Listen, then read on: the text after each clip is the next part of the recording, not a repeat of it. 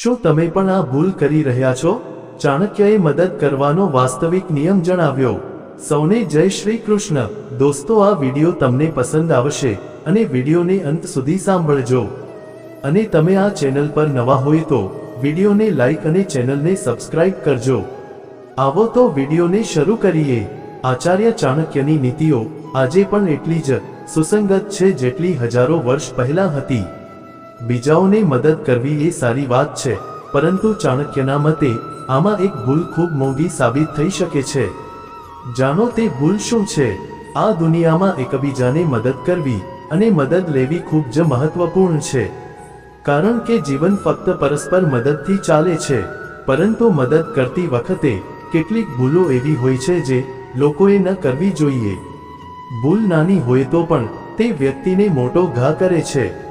આચાર્ય ચાણક્યએ કેટલીક વાતો કહી છે જે આપણે મદદ કરતી વખતે ન કરવી જોઈએ. લાગણીમાં આવીને કોઈને મદદ ન કરો.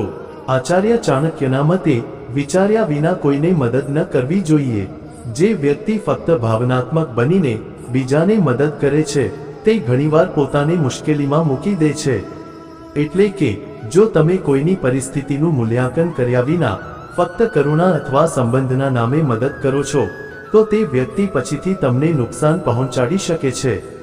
ખાસ કરીને જ્યારે બીજી વ્યક્તિ તમારી દયાનો લાભ લેવાનો ઈરાદો ધરાવે છે. કઈ ભૂલ ન કરવી જોઈએ? ચાણક્ય સ્પષ્ટ કહે છે કે કોઈને મદદ કરતા પહેલા વ્યક્તિએ વિચારવું જોઈએ કે બીજી વ્યક્તિ તેના લાયક છે કે નહીં. ઘણી વખત લોકો ફક્ત સહાનુભૂતિ મેળવીને બીજાની મદદ લે છે પણ પછીથી તેમને દગો આપે છે. બીજાઓને મદદ કરતી વખતે આ બાબતોનું ધ્યાન રાખો. વ્યક્તિને મદદ કરતા પહેલા તેના સ્વભાવ અને ઈરાદાઓને સમજો. વારંવાર મદદ માંગનારા લોકોથી સાવધ રહો. તમારી ક્ષમતા કરતાં વધુ કોઈને મદદ ન કરો.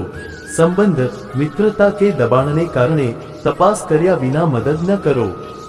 ભાવનાત્મક નિર્ણયો ટાળો. ચાણક્ય કહે છે કે જ્ઞાની વ્યક્તિ એ છે જે ફક્ત લાગણીઓથી જ નહીં પણ બુદ્ધિથી પણ કામ કરે છે. જો તમે ફક્ત તમારા હૃદયથી કામ કરો છો તો લોકો તેનો ફાયદો ઉઠાવી શકે છે અને તમને માનસિક, આર્થિક અને સામાજિક રીતે નુકસાન પહોંચાડી શકે છે.